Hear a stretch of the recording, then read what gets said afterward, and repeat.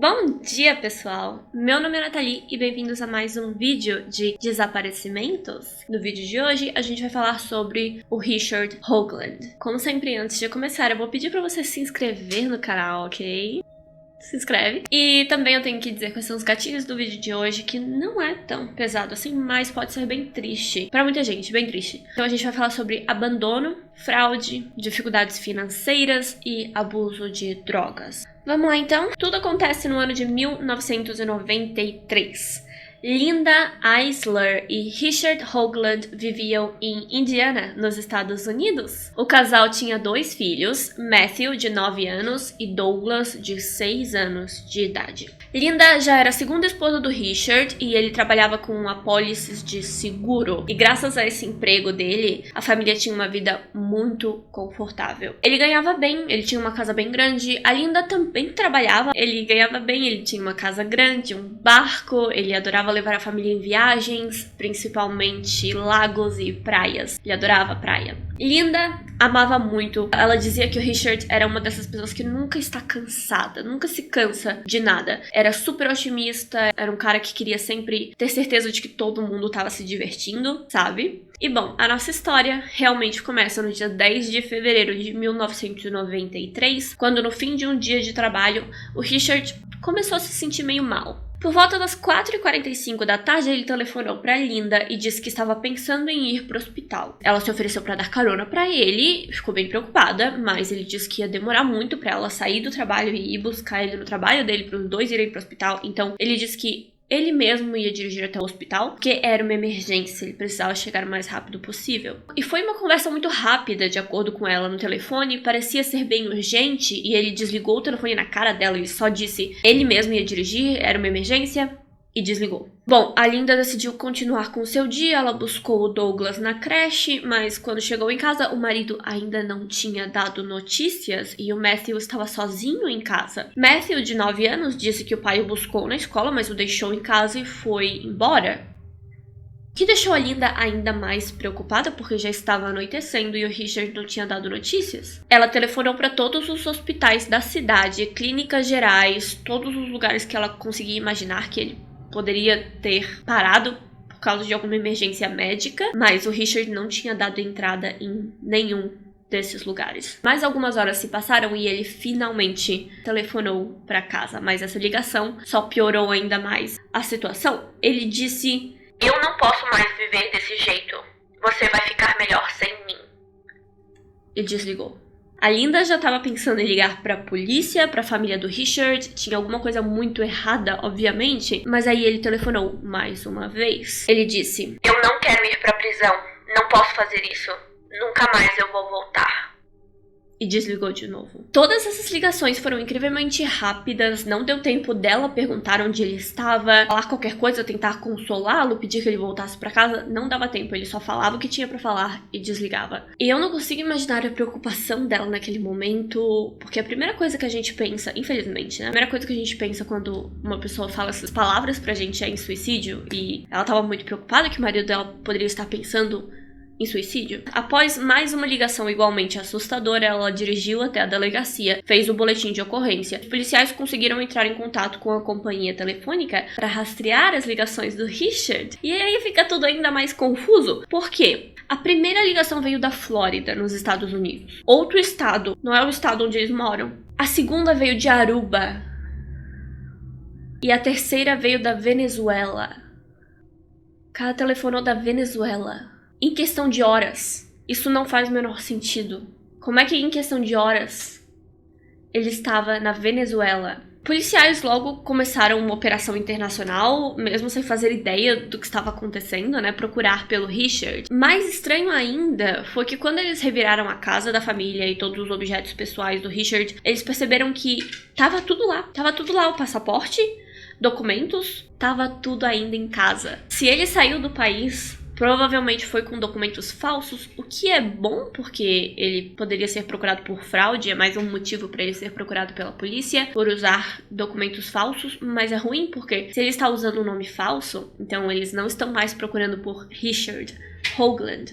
Ninguém sabe quem a gente tá procurando. Mas, bom, o seu carro foi encontrado alguns dias depois no estacionamento do aeroporto de Indianápolis e foi pesquisando pelos voos mais recentes que essas teorias se concretizaram, essas teorias de que ele estava usando um documento falso. Ninguém com o nome Richard Hoagland tinha comprado uma passagem de avião naquela semana, ou seja, sim, ele usou documentos falsos, ou ele foi de ônibus, né? Mas isso, a probabilidade dele ter ido de ônibus é bem menor se ele chegou na Flórida tão rápido. Agora, como vocês devem imaginar, a Linda não fazia ideia do que estava acontecendo, os meninos também estavam em choque, sem entender como é que o pai deles simplesmente foi embora desse jeito. Como? O que aconteceu? Demorou bastante para a família aceitar que eles foram abandonados. Eles chegaram a achar que ele poderia ter sido sequestrado, drogado, forçado a fazer essas ligações, mas com as investigações da polícia, eles logo perceberam que, muito provavelmente, ele tinha abandonado a família sim. Richard estava tendo muitos problemas financeiros, ele estava com muitas dívidas, ele tinha 26 cartões de crédito,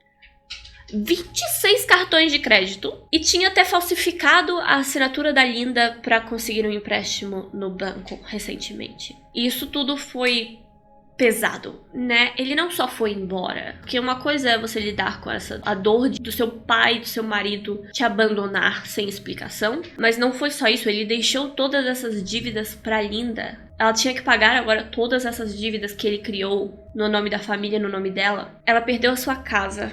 Ela perdeu seu carro, ela declarou falência e ela foi viver com os pais. Os avós receberam ela e os dois meninos de braços abertos, principalmente depois de saber de tudo que tinha acontecido, né? Eles queriam ajudar e praticamente salvaram a vida dos três na época. A Linda conseguiu o divórcio, mesmo sem o Richard presente, e foi bem interessante o que aconteceu. O juiz declarou que o Richard devia todo esse dinheiro de volta pra Linda, todas essas dívidas, a pensão dos meninos, tudo isso, mas ninguém sabia onde ele estava, ele era uma pessoa considerada desaparecida. Então é muito interessante isso, né? Ele foi processado por abandono, ela conseguiu o divórcio, ela conseguiu os seus direitos, mas a pessoa que deve essas coisas pra ela está literalmente desaparecida e sendo procurada internacionalmente por fraude.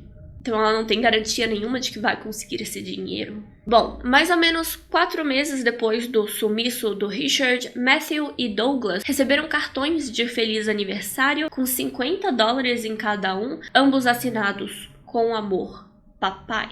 E isso, de acordo com eles, foi muito doloroso e confuso para os dois. Porque eles tinham muita raiva do pai. Eles não entendiam o que estava acontecendo porque o pai os abandonou e de repente ele tenta mandar um presente de aniversário, mesmo que só $50 e um cartão. Só deixou eles mais irritados, sabe? Eles não queriam mais nada do pai. A Linda, ainda esperando por justiça, mostrou os cartões pra polícia e não tinha endereço de retorno, né? Porque também é bem estranho. O que os policiais fizeram quando ela entregou esses cartões? Eles suspeitaram dela.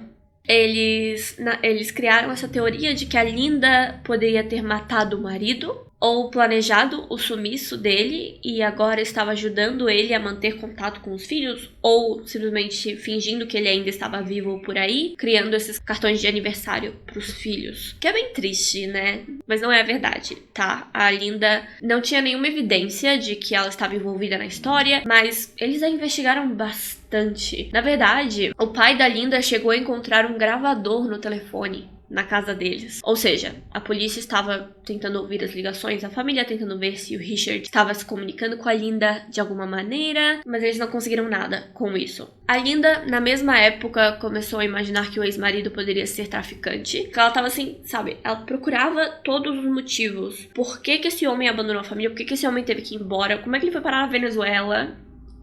Confuso, complicado. Então é claro que todo tipo de teoria vai surgir aí, né? Ela achou que ele poderia estar envolvido com algum tipo de máfia pra conseguir todo esse dinheiro, 26 cartões de crédito. O que ele estava fazendo com tanto cartão de crédito? A polícia estava investigando toda a família e ela estava ficando paranoica. A Linda estava muito preocupada com a segurança dos filhos. Toda a família, os 5, se mudaram para a cidade de McCourtsville, um pouquinho mais longe. A segurança foi dobrada. Os meninos iam para a escola sempre acompanhados. Tudo que ela pagava, pelo que eu entendi, ela pagava no nome dos pais, para que ninguém checasse as coisas que ela comprava, esse tipo de coisa. bem paranoica mesmo. E foram 6 meses, assim, 6 meses mantendo essa segurança pesada. Mas depois desse tempo, os meninos começaram a pedir por um pouco mais de liberdade. Como vocês devem imaginar, os avós também queriam que o nome deles não fosse usado pra tudo, né? E que a filha tivesse uma vida normal, que ela se acalmasse um pouco. Mas a Linda não conseguia. Foi muito complicado pra família, porque ela ficou muito traumatizada com tudo isso que aconteceu, né? Ela sempre achava que tinha alguém perseguindo ela ou os filhos. Ela não sabia se podia confiar nos vizinhos, nos pais dos coleguinhas dos filhos. Ela não sabia quem era confiável. Ela às vezes pensava que o telefone estava sendo grampeado, às vezes pensava que essas cartas estavam sendo lidas. Tudo isso, ela estava bem paranoica. Bom, os anos foram se passando e ela conseguiu seguir em frente. Ela se casou pela segunda vez, os rapazes também cresceram e no ano de 2003, 10 anos após o sumiço do Richard, a família o declarou morto. Isso é uma coisa que dá pra fazer nos Estados Unidos. Eu não sei se dá pra fazer no Brasil. Mais uma vez eu vou ter que colocar a informação aqui embaixo, que eu devia ter pesquisado, mas não pesquisei. Quando uma pessoa desaparece, não se tem mais nenhuma informação sobre ela, sua conta bancária não é mais usada, seus documentos congelam durante 10 anos, sabe? Não tem, a pessoa não fez uma carteira de motorista, a pessoa não se casou, não tem nenhum movimento dela no mundo, ela é declarada morta. Essa pessoa é declarada morta. Então foi isso que eles fizeram com Richard. E tudo bem, porque a família meio que já esperava isso, houve um velório simbólico e todos continuaram vivendo as suas vidas sem ele. Todos já tinham meio que aceitado que ele foi embora e desapareceu porque quis. Mas aí, em 2016, um senhor apareceu no estado da Flórida, nos Estados Unidos, dizendo ser o Richard. Um detetive da delegacia do condado de Pasco, na Flórida, telefonou pra Linda e perguntou se ela sabia quem era Richard Hoagland. E ela disse: sim, é meu ex-marido e ele está morto. E aí o detetive disse: bom, senhora, fico feliz que ele está vivo e está bem na minha frente. Nesse momento ele vai ser preso e levado de volta pra Indiana.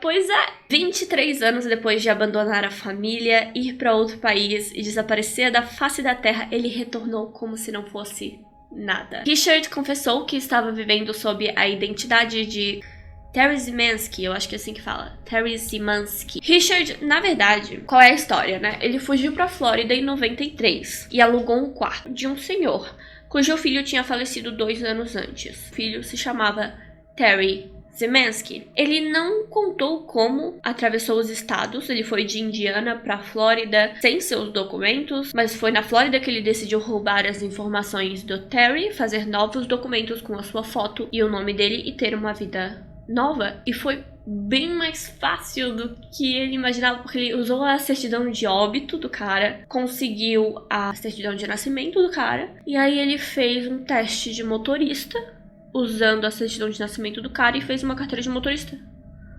E pronto, assim, ele viveu com essa identidade. Agora eu sou o Terry. Ele também aparentemente não explicou como 2 das suas ligações vinham de Aruba e da Venezuela. Isso ele nunca foi explicado isso. Ele teve uma vida nova, ele se casou em 95, ele teve um filho, ele comprou casas e até fez uma carteira de pilotagem de aviões. Ele aprendeu a pilotar aviões. Sua nova esposa, o nome dela era Mary, e ela disse que ele era sempre bem vago sobre o seu passado, de onde veio, essas coisas, mas ela não se importava muito com isso, porque, sabe, os dois tinham uma boa vida juntos e ela nunca achou que ele estivesse fugindo de alguma coisa, só que não tinha família, e assim. Bom, em 2013, um dos sobrinhos do Terry descobriu que o seu tio tinha se casado em 95, que era estranho porque ele tinha morrido em 91, então foi bem esquisito. E ele começou a pesquisar o assunto só pra ver que tem alguma coisa errada aqui. Então, finalmente, em 2016, Terry foi preso e foi confirmado que ele era, na verdade, Richard Hoagland. Ele disse pra polícia que a Linda não estava envolvida no caso desse desaparecimento dele, que ela nunca realmente soube onde ele estava. Ele simplesmente decidiu, um dia, abandonar todo mundo e nascer de novo. Era o que ele queria fazer, então ele fez. Os policiais, é claro, queriam que o Richard fosse julgado por todos os seus crimes: fraude bancária, dívidas, abandono e roubo de identidade. Mas por conta da sua idade avançada e o tempo que se passou desde a fraude lá no início, né, foi decidido que ele não seria julgado pela maioria das coisas. Ele só foi julgado pelo roubo de identidade do Terry. E ele foi sentenciado a 2 anos de prisão apenas. Richard foi liberado da prisão em abril de 2018, um senhor livre. Ele não precisou pagar pela pensão dos filhos, ele não precisou pagar pelas dívidas da família, ele viveu bem. Ele passou 2 anos na prisão e teve uma vida confortável logo depois. Linda e os filhos sentiram que isso era muito injusto, né? Toda a família sofreu muito por causa dele e ele não foi punido por quase nada. Ela teve muitos problemas psicológicos, principalmente paranoia. Os meninos também tiveram muitos problemas psicológicos, principalmente o Douglas, o filho mais novo. Ele se tornou viciado em entorpecentes na adolescência e ele foi preso. Na mesma época em que o seu pai foi encontrado, na verdade ele estava preso por posse de drogas. Então foi bem triste pra todo mundo. Depois que o Richard foi liberado, os 2 irmãos tiveram um único encontro com ele, uma única conversa com o pai, e ele nunca pediu desculpas pelo que fez. O Richard não demonstrou remorso nenhum, e os meninos decidiram que não iam manter contato com ele porque ele realmente não se importava com os filhos. A Linda processou o Richard por danos morais e financeiros, esperando uma indenização de 1,8 milhões de dólares, e em junho de 2018 ela venceu o processo. Mas, por conta dos problemas financeiros do Richard e a idade dele, etc., é provável que ela nunca veja esse dinheiro, infelizmente. Mas pessoal, essa é a história de hoje. Richard abandonou a família um tempo depois. Foi encontrado, ele não planejava voltar, né? Ele foi encontrado, totalmente egoísta, não dava a mínima pra família. Terrível. Mas eu achei a história bem interessante, então eu trouxe aqui pra vocês. Como sempre, muito obrigada por assistir até o fim, muito obrigada pelo seu like, o seu comentário, inscreva-se no canal e, é claro, eu tenho que agradecer aos membros. Muito obrigada Mariana Portelada, Isa Gonçalves e Daniele Arlandes por serem membros do canal. Muito obrigada, pessoal, muito obrigada pelo seu apoio e eu vejo vocês no próximo vídeo. Tchau!